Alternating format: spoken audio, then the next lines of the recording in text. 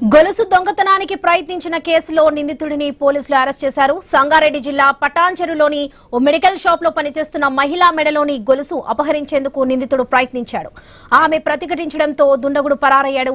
CCTV footage ఆధారంగా నిందితుడిని చైతన్యనగర్ కాలనీకి చెందిన లోకేష్ గా గుర్తించారు. అతడిని అరెస్ట్ చేసి రిమాండ్ కు తరలించారు.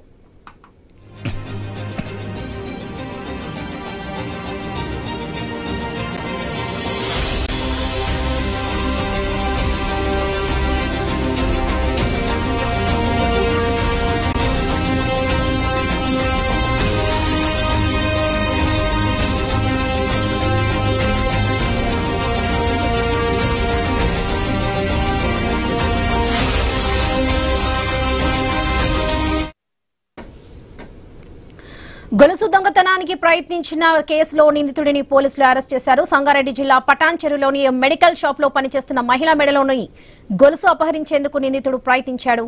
ఇదే విషయానికి సంబంధించి పూర్తి అప్డేట్స్ మా ప్రతినిధి క్రాంతి అందిస్తారు. క్రాంతి, వరలక్ష్మి, చైన్ స్నాచింగ్ అనేది సాధారణంగా మనం చూస్తూ ఉంటాం. రోడ్ల మీద ఎవరైనా మహిళ నడుచుకుంటూ పోతుంటే గానీ, మహిళలు ఉంటే బైక్ల మీద వచ్చి దండన ఆ మహిళ మెడలో ఉన్న గోల్డ్ చైన్ ని తెంపుకొని వెళ్ళిపోవడం ఇట్లాంటి చూస్తూ ఉంటాం. అయితే పటాన్చెరులో చాలా విచిత్రమైన ఘటన జరిగింది.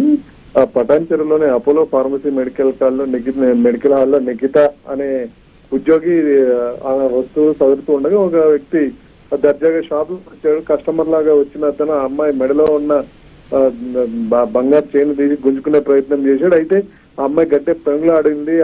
అతన్ని పట్టుకునే ప్రయత్నం కూడా చేసింది అక్కడే ధైర్యంగా. కానీ తను పారిపోయాడు. వెంటనే ఆ అమ్మాయి బంగారం తన మెడలోనే ఉంది. ఈ విషయాన్ని పోలీసులకు ఫిర్యాదు చేయగా ఎమ్మటే అందులో ఉన్న సీసీ కెమెరాలు, అటు అపోలో ఫార్మసీలో ఉన్న సీసీ కెమెరాలు కానీ బయట కెమెరాల ఆధారంగా అతన్ని గుర్తించారు. ఆ దొంగతనానికి ప్రయత్నించిన వ్యక్తి అదే పటాన్చెరులోని చైతన్య నగర్ కి కాలనీకి చెందిన లోకేష్ గా గుర్తించి అతన్ని రిమాండ్ చేశారు. అరెస్ట్ చేసి రిమాండ్ పంపించారు. వరలక్ష్మి, ఇట్లాంటి చర్యలు ఎవరు చేసినా కఠిన చర్యలు తీసుకుంటామని చెప్పి పోలీసులు హెచ్చరిస్తున్నారు. అయితే ఘటన జరిగిన వెంటనే ఆ సీసీ కెమెరాల ఆధారంగా నిందితుడిని గుర్తించి అరెస్ట్ చేసి రిమాండ్ కి పంపించడంతో అందరూ కూడా పోలీసులు అభినందిస్తున్నారు.